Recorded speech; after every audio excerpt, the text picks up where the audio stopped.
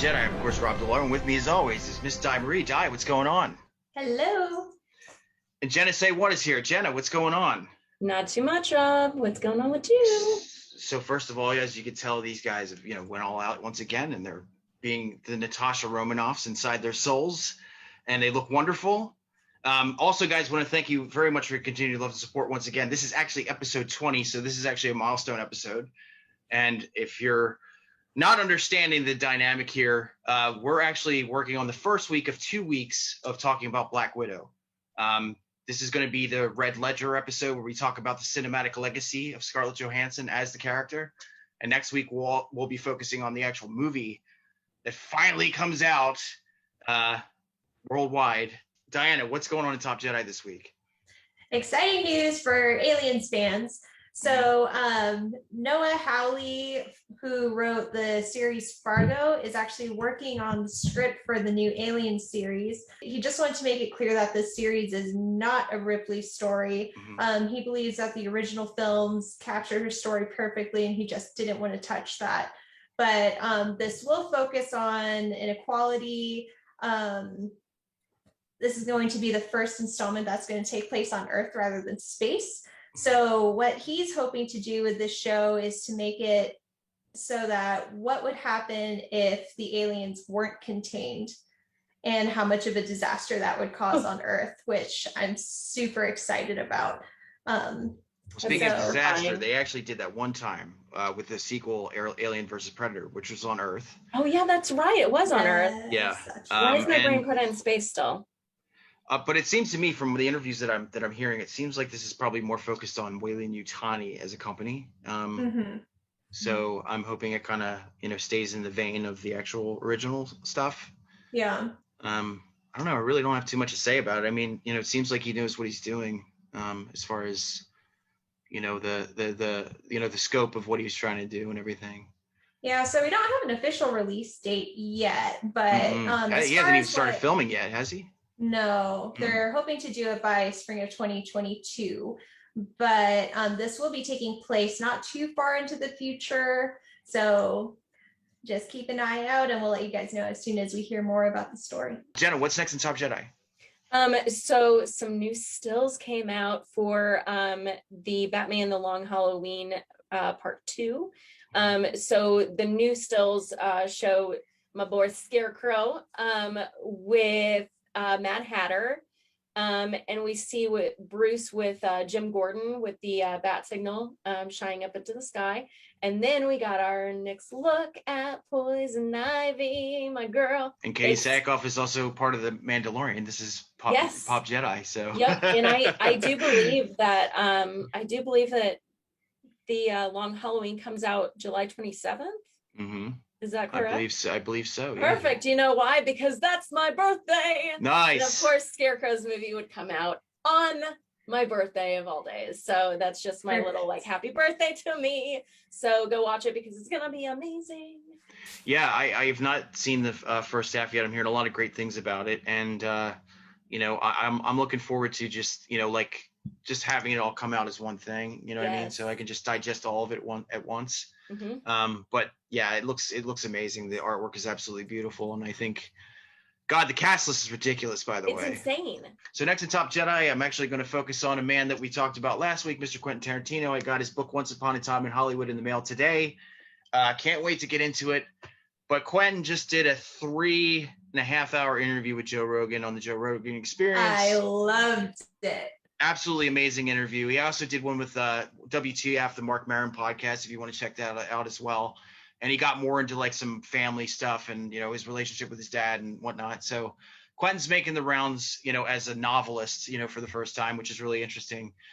There's a couple things that he actually mentioned in the interview. One being that he is going to be done after this last movie that he does. He's actually focusing more on novels now. He wants to make a play, maybe for Reservoir Dogs. Hateful Eight. He was saying he wanted to make a play for the Hateful Eight, which is crazy. But the other interesting thing was he's been saying it for years that he's been wanting to do it, but he had laid out the summary for Kill Bill Volume 3.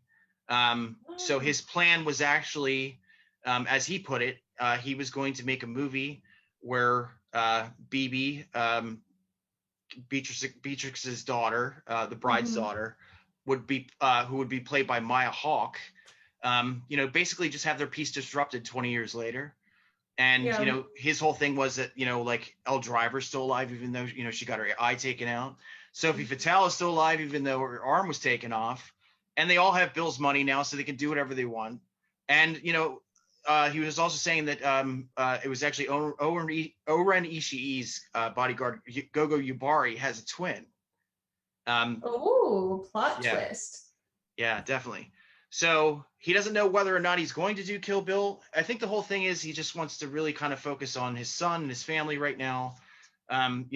Do some book stuff, and just make the movie whenever he feels it's the right time. The other thing that he said that really raised the bar as far as Quentin Tarantino for me, and I've already loved the guy very much anyway. He had mentioned that he was going to work on a book that was based on 80s cinema.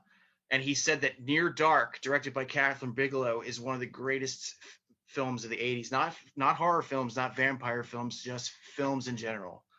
Because he likes the actual like Manson cult dynamic of that film. Like it's not like vampires that you see all the time in general. They're just flying around and that kind of stuff. And I have to absolutely agree that movie's a masterpiece. Gal Gadot and her husband welcomed their third baby, Danielle. She announced it on Instagram on the 29th. So it looks like mom, baby, and family are all happy and healthy. She posted that she was grateful, happy, and tired. So we're all really happy for her and her family. Yeah, absolutely. And yeah, and of course, we wish the family well and stuff. And I just hope she gets back to work soon. I love Gal Gadot, and another Wonder Woman movie would be okay with me. Jenna, what's next in Top Jedi?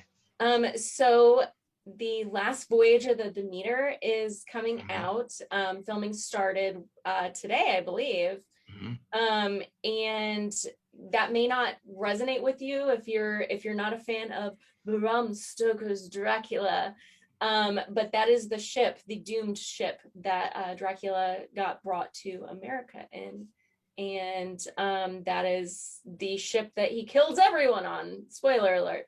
But I'm really interested in this take on it, because normally you just have it follow like Dracula's like whenever he's already feet on the ground, like the ship isn't like a main part of it. It's always like just a little puzzle piece. It's just like okay, this is how he gets there. It's not just like he magically appears.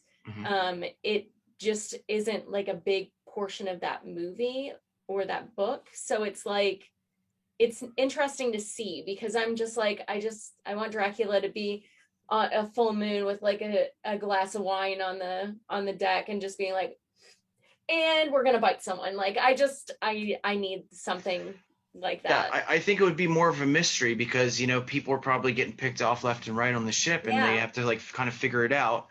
But another thing that's really great about this, I was not a huge fan personally of Scary Stories to Tell in the Dark. I thought it was fun.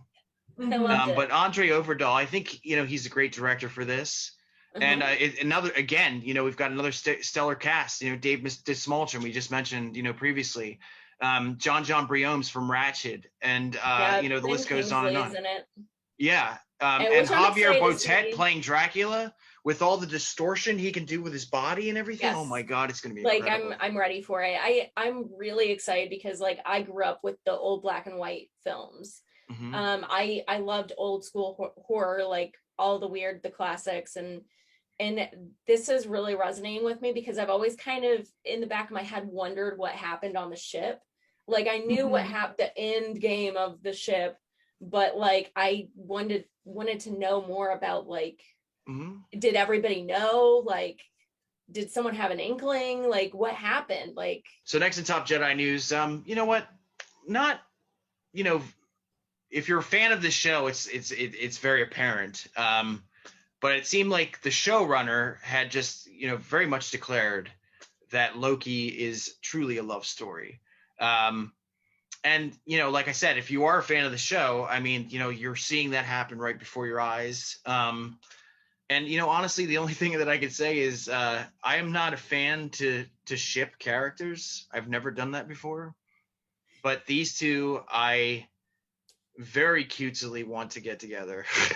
Like, I love Sophia DiMartino in this role. I hope she stays in the MCU. She's wonderful. Not to get into spoilers, because eventually we are going to get into the, like this full season of Loki. But I think it's beautiful. And again, there was a controversy out there that, the fact that he was, mentioned to be bisexual, and it seemed like Marvel had placed him in a hetero relationship or hetero feelings. I think it still works because Loki in essence is very fluid. Yeah. And, and also a narcissist. So you don't really know if he's just falling in love with himself or he legitimately feels for this person. Mm-hmm. You know what I mean? Like, I think he does because, obviously that's the thing that's, kind of skewing the sacred timeline from what I gather. It's just beautiful the way they're doing it because, we had done our episode on Legacy of Loki before, and, like we said, yeah, he probably loves his adopted family. He does care about his brother, Mm-hmm. but I think this is actually the first real moment where Loki is not only seeing who he is as an individual, but also that he can also have very deep love in his heart as well. Like, he's not a complete and utter monster. I think it's beautifully done. Just what I gathered from that episode, it just seems like Loki is starting to grasp his flaws. Yeah. You know what I mean? Like he admitted, like, I am a narcissist. I do need attention and all these other things. And then according to the writer, Michael Waldron, who did confirm this story, the story is about love, self-reflection, and forgiving yourself. So it's nice to see that they're adding a lot more dimension to Loki's character. Jenna, what's next in Top Jedi? So they started filming the new Black Panther movie, and the whole cast is going to be there, minus Chadwick Boseman, of course. And I feel like they're going to do a really, really good job. They miss him on set. It's very emotional on set from what I'm gathering, which is understandable. I mean, whenever you work that closely with someone, they really become your family. So everybody's excited to bring the world of Wakanda back to the public and back to the fans. And they said that they're going to be making Chad proud. So it's going to be very emotional. I feel like it's going to be very emotional to go to the theater and see it, knowing that he's not going to be there. So, but I feel like they got a firm grip on what they're going to do, and I feel like they're going to do amazing with it. And I'm really excited to see. So, last in Top Jedi news, but certainly not least, if you're a horror fan, then you know her, you love her. She is the absolute quintessential scream queen for quite a few people. Started her career with Halloween 1978, just like her mother before her with Psycho. When it comes to the horror genre.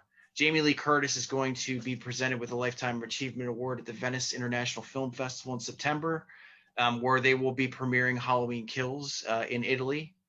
And, from what I gather, Jamie Lee's just very proud of the fact that, she's being presented this late in her career, with the character that actually started her off.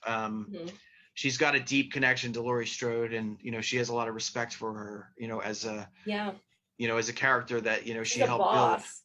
Yeah. So again, that's actually going to happen in September. So like we said, we're actually going to be focusing on Black Widow, which is, a character that everybody's talking about at this particular juncture because of the release of her solo film, which is coming out next week. Really, when it comes to the character, I remember, being a fan of her in the comics, not so much, like I am with Wanda Maximoff or whatever, but, Black Widow had, quite a bit to offer in terms of action, espionage, adventure, you know what I mean? She's been part of so many teams throughout the years. But of course, since we're talking about the Marvel Cinematic Universe, she is absolutely 100% one of the OG Avengers. Mm-hmm. And, like when it comes to Scarlett, she really took ownership of this character for quite some time. And I think she's actually one of the longest actors to play a character when it comes to, like a span of years, like Hugh Jackman, for example. Yeah. She really did a fantastic job. And like we said before, it seems like, from the interviews that I've seen, that she is saying goodbye to this character. And, I had actually posited this theory before in passing, that I really do think that this Black Widow movie, before even seeing a single frame of it, this is the introduction of Yelena Belova, the new Black Widow. I think this is the launch pad for her more so than Scarlett Johansson. And it seems like, the critics are kind of divided when it comes to this movie. A lot of people think she's kind of gotten, the dirty hand again when it comes to Marvel. Mm-hmm. And there's people that are really excited and, loved what they saw on the screen. So we have not seen the movie yet. We can't say anything about it. We can only speculate at this point. But, when it comes to cinema history and superhero characterization, Scarlet Widow as Natasha Romanoff, aka Black Widow, is very important. And that's why we are opening up her red ledger today, just to, give her a nice send-off, when it comes to the actual character. So guys, I'll start off with you because, I've got a few issues when it comes to this character in the beginning.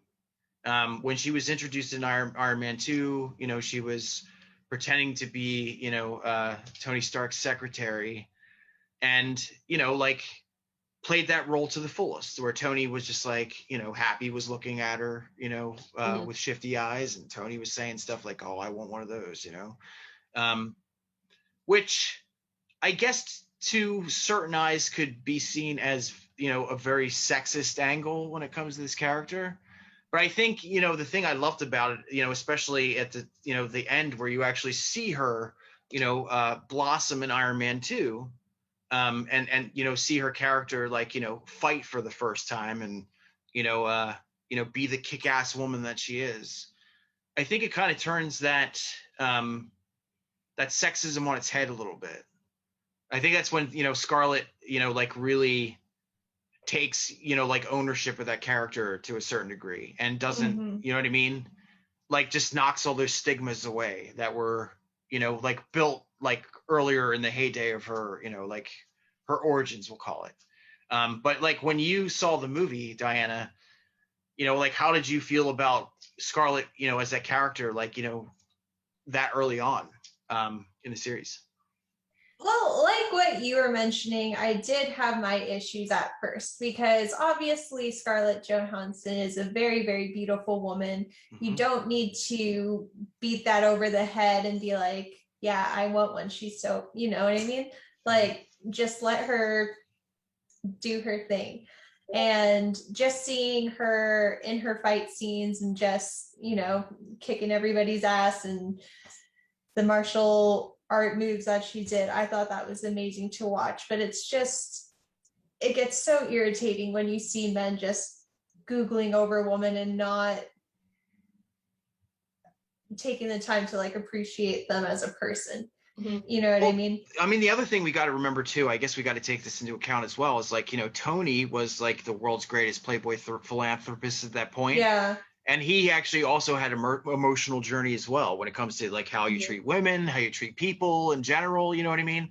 So, I guess you got to take that whole thing, I hate that terminology, kind of like with a grain of salt, I guess. But yeah, I'm absolutely on you with that, where I just felt like, oh, this is Scarlett Johansson and she's smoking hot, and, but I mean, but do you think that she, like, you'd mentioned the martial arts and stuff, but do you think that, there was a moment where she did take ownership of that character immediately? Oh yeah, as soon as she stepped into the ring and kicked Happy's ass, yeah. Yeah, as soon as she kicked his ass, I was like, yes, this is what we need in these types of movies. And I respect Scarlett so much because she did speak out about her character being over sexualized and wanting to be more than that, and the fact that she was able to portray more of a stronger type of female character as the movies went on. And Jenna, what were your thoughts about Scarlett Johansson's that character earlier on in the series? So in the beginning, I was just like, you gotta be kidding me. Like, I honestly, her in that movie, like, yeah. I honestly, she didn't stick with me. I didn't like her until the next movie. Like, I felt like it was a slap in the face, to be honest, because I was like, knowing that there was going to be a female superhero, I wanted her to be done justice right out of the gate. But since they immediately sexualized her, immediately kind of like made her a two-dimensional character instead of giving her definition and giving her like a more of a personality or something that could connect you to her, she like, it fell flat in the first one. And I was honestly heartbroken because I had high hopes for her.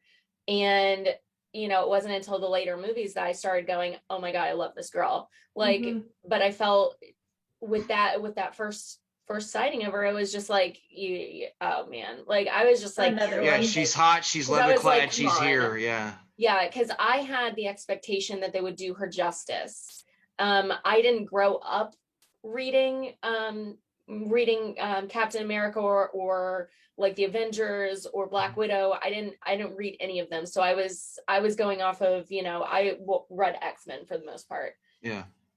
And like, I think that they had like one crossover and I was like, who are these people? Like, amateurs, like throw this away. But like, whenever I started, like I grew up a little bit more and I started reading like more of the Avengers comics, I was like, oh, this girl's awesome. Like, she is a real, like, she's a badass. Like, look at her, like kicking everybody's ass and like, and really getting in there and like being a real team, like being a part of the team and being like involved in things and she was given like, you know, a voice. And I felt like this one was just, it was just sad to me, like at first. Well, you guys said, obviously, I don't know if you remember this, but like around the time that Scarlett started playing Natasha, I don't know if you remember some of the actual conversations or the interviews, you know, questions that she was receiving. Like guys would be like, you know, oh, that costume's so tight. Just, you know, like, do you wear underwear with that? And she's just like, well, maybe you could ask one of the guys that question. Like, you know what I mean? Like, it was just instantaneously. Like the amount of sexism that she had to endure after that film. Honestly, like Scarlett Johansson is absolutely a badass too, like in her own right, because like she had to deal with that in real life. And like, imagine going on an interview and having that asked. And I don't know if I would probably freeze. Like, I don't know if I could actually like snap back or a return, but I started the Black Widow, punch him in the face. Yeah. I mean, it was one of those things where I was like, wow, this is a little too real. Cause unfortunately, as women, we get this. This is like, you know, people will make snide comments because, you know, oh, they want us to smile, or, you know, someone will be like, your ass looks good in those jeans. It's like, like it's too real. And I hate that she had to deal with that because she's doing it in abundance because she is like you know, the face of this character. It really stinks that we're still kind of in that even now. Well, let's get the weaknesses out of the way. Because, you know, when it comes to, you know, I mean, next is Captain America, Winter Soldier.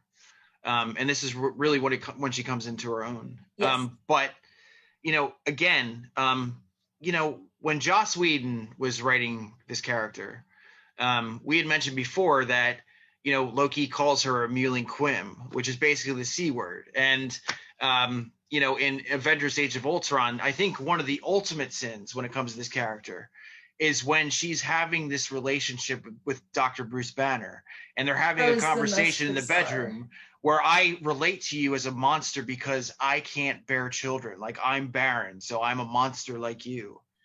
That's angered me on such a deep emotional, like primal level that I was like, I think I'm gonna throw up. Like I was so angry, and it takes a lot to really like rile me up in that aspect. But I was like, that's not fair, man. Like, dude, you can't do that because like you effectively just insulted every woman in that theater that can't have kids Yeah. and that wants to. And I'm just like, it was one of those like, I can't breathe for a second. Like this is so that angered me so deeply. Well, I guess they just thought that was effective in the way of, like that's her origin and, like all the experimentation, all the training she went through in the Red Room and all that stuff. I think that was like kind of like their, oh yeah, well, this is one of those, like those painful things that, these assassin women have to go through, so we can actually like, put it, within the screenplay or whatever. But I just think that one thing in particular, like really if they wanted to me as a male. Yeah, like, if they wanted to like call her a monster for, the things that she endured, even then it's still really not okay because as an abuse survivor, like so you're calling like it there was no real right way to do that line. He should have nixed it, honestly. Yeah. Or she should have been like, I understand, I feel like a monster too because of all these people that I've hurt. Like that's more relatable. That is, you deal with that whenever you hurt someone's feelings or like you kill people. Well, it was written by ultra feminist Joss Whedon. So yeah. So I felt that they should have done something different for that connection. And they blew it. I absolutely agree. And I think the other thing that was really very sinful when it comes to Natasha is like she's very rarely in a lot of these films. You know what I mean? Yeah. Like she has these standout moments, but like doesn't really. Nope. I don't know. I honestly, for me, I think just like Winter Soldier and Endgame and Infinity War, like when the Russo brothers took her on as a character, it seemed like they knew what they were doing with her. You know what I mean? Yeah. Even though she wasn't necessarily prominent in every single scene. Yeah. But I think they actually really understood what that character is and what she's about. And I mean, a lot of people would even say like they did her dirty just killing her off, and I guess that's in the eye of the beholder, I guess. So I'm salty about it, but I'm also kind of biased now because she grew on me pretty hard. So so Diana, let me ask you this. Like I mean, like when it comes to her strengths or whatever, like what is the one thing that really stands out for you? I mean, obviously she's a badass and she knows how to fight. She, doesn't, have any power. She doesn't fly around. You know what I mean? She's using Krav Maga and all these different, techniques to stay alive, to work with a god and a guy in a metal suit. And like, you know what I mean? Like it's pretty incredible. Keeping up with them. Yeah. But like, like what's your greatest, like, like what is the greatest power when it comes to Black Widow for you? Once they broke that two-dimensional character type of arc with her and they actually developed her having a personality, she's very funny. Yeah, she is. And just the fact that she cares a lot about her team and that they grew as a family with her, you can also see how she grew and how she could be a leader and how she can defend herself, which I loved. I think that that's what a lot of girls need in these types of movies to look up to.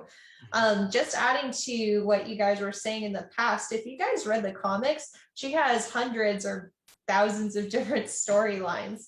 Oh yeah. And then just the way they portrayed her in the films, I think that they could have done a lot more with her to show the strong woman that she was. I absolutely agree. And and again, I want to let people know that this is not a shit on the MCU show, but unfortunately, she just didn't get the same representation as Cap or Tony, or you know what I mean? Like, yeah. I mean, here we are, of course, because of the pandemic or whatever, and it did take some time, but here we are, like so long out, and she's finally getting a tribute to a character that should have been represented quite some time ago. Yeah, it's just the little bits and pieces that they did show of Black Widow with her character development, I just wanted to see a lot more of that. Mm-hmm. Yeah. So what about you? Like, what is your greatest, like, what is the power of about her as a woman that you love? Her intelligence. Yeah. Oh yeah. I mean, honestly, let's break it down. Like this woman is tactical. She is highly skilled, highly intelligent. There was a scene, I can't remember which film it was, but there were people on sidewalks. She went to the center while she's getting shot at because she's like civilians. Mm-hmm. And I was like, I noticed that and I was like, oh my God, like, look at you, girl. Like she is so skilled and she is so honed in on those abilities Mm-hmm. that it's so breathtaking. Like it's so powerful and amazing. And then also her compassion. You just, there are so many times where you can just tell that she has so much compassion in her heart for not only her team, but for civilians, for people that are innocent. She really sees the bigger picture of everything. And eventually they bring that out with her and everybody. And it kind of resonates a little bit harder with her compassion for like, and being able to see the big picture. So yeah, I would say intelligence and compassion. I had mentioned in the past episode, I believe it's not even a comic book movie. I mean, this is how far back we're talking. That I felt that this woman was so broken and distraught at a given point that maybe, this is a sad way to think about it. Like, her demise in Vormir, even though it was probably not something that she would, desire. Like, I'm not saying she's suicidal, but maybe death was the only real reward that she felt she was able to get offered. You know what I mean? Like, they took everything away from her in the MCU. Yeah. She has this, she has this burgeoning, relationship, where her heart's starting to, to open up, and they take that away from her. They take this away from her and take this away from her. What's left aside from, self-sacrifice? There's really nothing else. You know what I mean? Mm-hmm. And that's a really depressing aspect of Nat as a character, that I truly feel that, there was no winning for her at all. Yeah. You know what I mean? Like there was no, kind of like when Loki, says, maybe we're not, destined to win, but we do survive. You know what I'm saying? Yeah. So maybe this is all just kind of like a survival thing for her. And even though she probably wanted more, and the studios didn't necessarily give her more to, to chew on when it comes to, certain emotionalities, certain, feelings that, women have in regular life and all this other stuff. Yeah. It's safe to say that Black Widow is a very tragic individual. Yeah.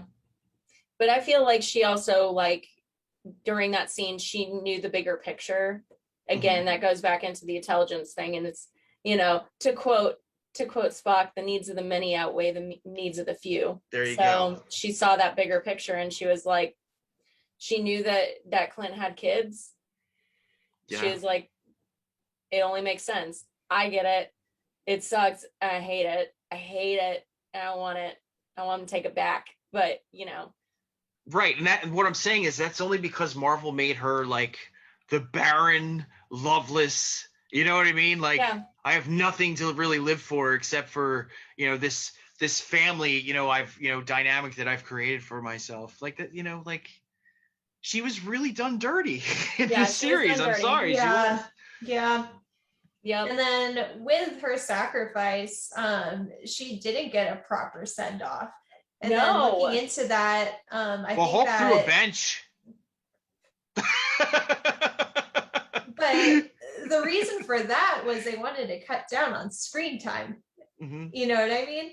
And with the Black Widow movie, apparently this is going to give fans a lot more closure.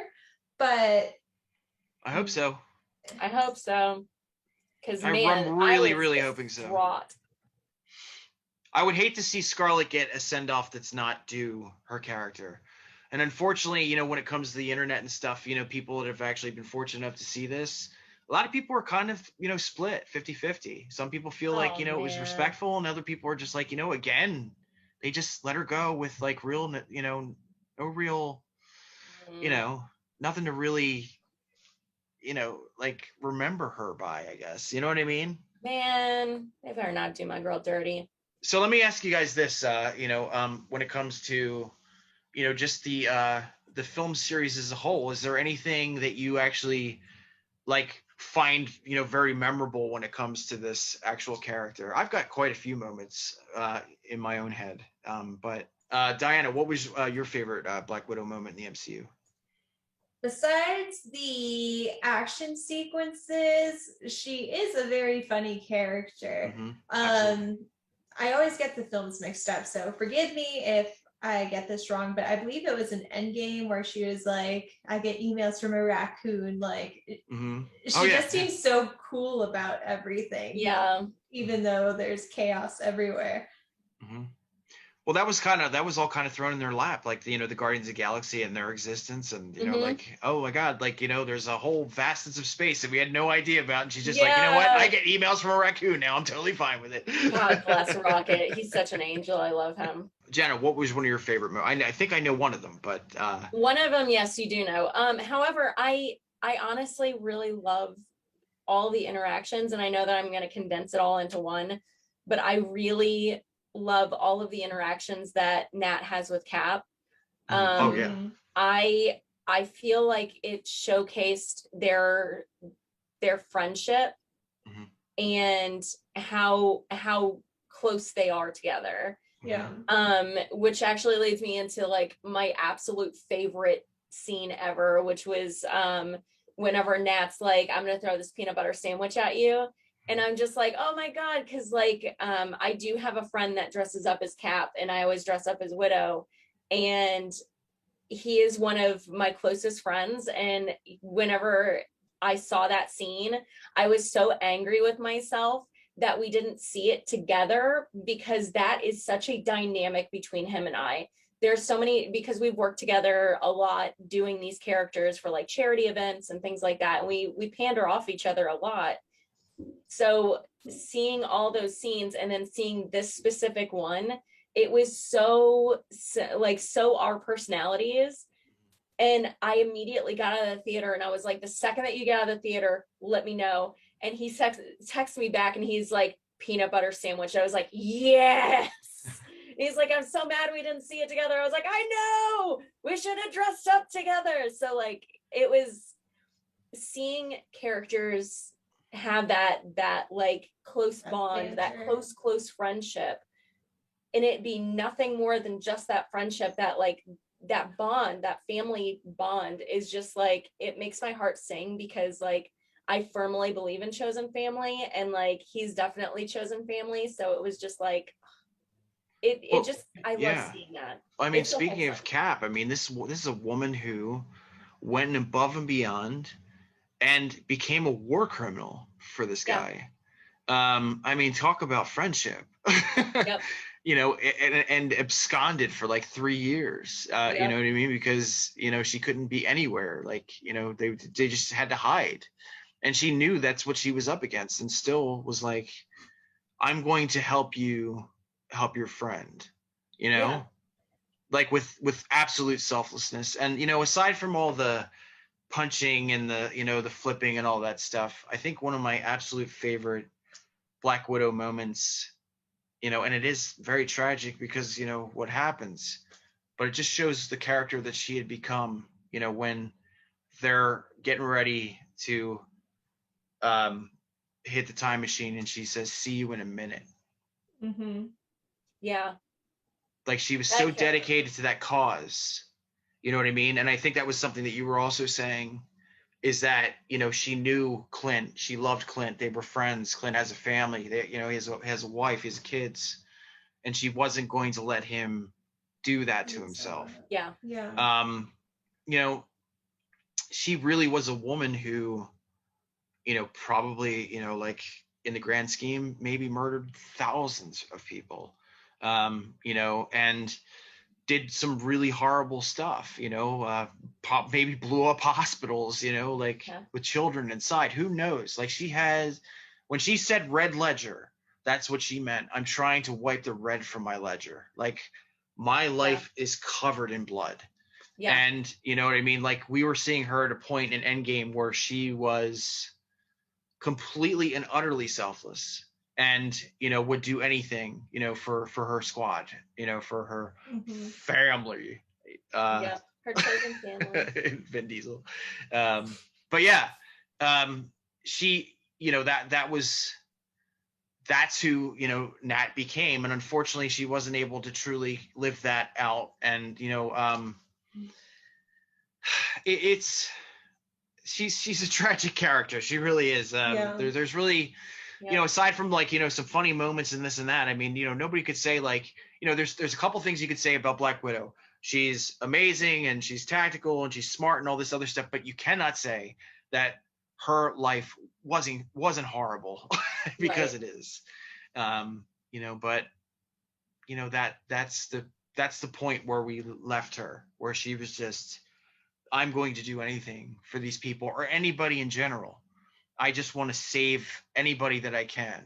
Yeah. And, I think, if we weren't getting this Black Widow movie, as sad as it is, I think that would be the greatest bookend for her, I think, because this Black Widow movie just kind of seems salty like, about it, but it just seems like, this Black Widow movie, as excited as I am about it, it just seems like, in essence, it's just sort of like a time capsule, and an introduction to a character that we have not been introduced to yet. Right. So, yeah, I mean, speaking of the Black Widow movie, let's talk about that for a second. So, obviously, we're going to be reviewing that movie the next go around. But what are you expecting in particular, Diana, when it comes to this particular journey? I don't know. Like I said, I've avoided everything that has to do with telling what happens in this movie. But I really love Rachel Weisz. I don't remember the last movie she's been in, to be honest. So seeing her in that trailer, like, drew me immediately. For a while. Yeah. Yeah, so of course I'm excited for Black Widow, but I'm really excited to see the story development with her mom and her sister and how that whole family dynamic works. What about you? As far as like, oh, sorry, go ahead. But as far as Black Widow's character, I don't really know what else to expect. Like, I feel like this movie should have came out sooner. Like, we've seen how her character ended, so I just don't really know what else I would want with it, but I'm still excited. Yeah, me too. Most definitely. Jenna, what about you? What are you expecting from Black Widow? I just want to see her off in a good light. Like, I want there to be some pinnacle moment where it's just like, okay, this is, I'm okay with her decision in at the end. Like, I want to have some resolution with that. I'm excited to see everybody, like, what they're doing with that, like the family dynamic, see if they go a little bit more into her past, like her backstory. Like maybe giving us blips of it. I'm interested to see what they do, but I'm really hoping that they give my girl like something more tangible and really, round her off personality wise. I'm excited to see this Red Room program open up because we've seen flashbacks of it, but we never really seen what it is. Yep. And I feel like we may see it with this. Oh, most definitely. And I'm really hoping that they lay into the fact that these are people who, were probably taken from all across the world and reprogrammed to be the killers that they are, that they're built to be. And I'm really just, I think, just like you, when it comes to the actual quote unquote family dynamic, because in my honest opinion, I think that this might be like that TV show that was on FX with Kerry Russell, like The Americans, where they're pretending to be a family. Yeah. But, you know what I mean? Like, some sort of like, spy outfit or whatever. Maybe they went to the United States and pretended to be a Russian family. Who knows? But they're not technically family. You know what I mean? Yeah. But her and Yelena are sisters. You know what I mean? From their history, from their experience. And it's going to be great to see their dynamic in the way they work. You know what I mean? Because we only seen her hanging with the Avengers. We haven't seen her in an actual relationship where she has some sort of, you know, like connected fiber or whatever. But again, we get into a sad situation. Even her family is a lie too. And that's heartbreaking. Yeah. I'm just, you know, and of course, you know, the action and stuff. It's I don't know. I'm really super excited for this one. And again, like you, Jenna, I hope it's a great send off for her. I hope it, you know, it does her the justice that she deserved quite some time ago throughout the series. Yeah. You know what I mean? All I gotta say is, you know, and I'll let you guys, you know, say whatever you want to say after this, but, you know, just I love characters that are taken by actors, like I said before, and they really do some really wonderful things with them. Give them longevity, give them a pulse, and Scarlett Johansson just did a wonderful job with Natasha Romanoff. And, you know, I mean, it's not like Scarlett Johansson's like done acting, you know what I mean? She's got a hell of a career coming her way, you know, that she's already, you know, like been building since Ghost World when she was like 15 years old. But I do want to say thank you, Scarlett, for what you've done with this character. I hope it's not the end for you, you know, like never say never, I guess is the terminology they use at the MCU. But it's been a hell of a run. I absolutely loved seeing you on the screen. I wish they had done more when it comes to your characterization in certain ways, but from what we saw, you're absolutely legendary in the cinematic comic book world, and we just wish you well. Thank you for the memories and the punching and you're awesome. You were awesome as Black Widow. You guys anything to say? Don't leave me. Don't leave me. I just love Scarlett for being such a strong person during the whole building of this series and standing up for herself and her character. Yeah, agreed. Yeah. Anything incredible. You gotta say for the end of the episode, Jenna? I'm just gonna miss her. I'm such a softie. I'm gonna probably cry the whole movie. But but that's the thing. We're such geeks that it is gonna feel like we lost somebody. Yeah. We are going to be reviewing Black Widow next week, and I do want to say this. I welcome Florence Pugh into the MCU. If she is the new Black Widow, if Yelena Belova is here to stay, I am totally fine with it. Florence Pugh is a wonderful actress, and I think that character is really going to turn some heads, you know, especially this group as well. I think we're just going to be like, oh my God, I love Yelena Belova. Like, she's amazing. I'm excited. So it'll kind of be a salve on the wound, I guess. You know what I mean? Like, oh, you know, at least we're getting her sister, and, you know, like, you know, there is some connective tissue there. You know what I mean? So it won't be as painful. But yeah, I don't know.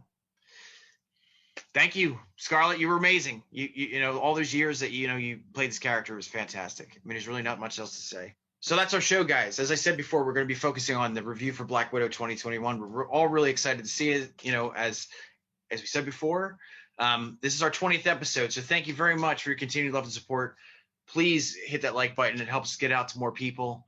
And just want to let you know that the website is actually coming up this year. It's actually going to launch in October or November of this year. So if you are journalists, we are looking for horror reporters and gamers and all kinds of stuff. So, you know, dust off that resume, and you know, we'll definitely get into that. So thank you again, guys. We'll see you next week. Talk to you soon. Bye-bye. Bye.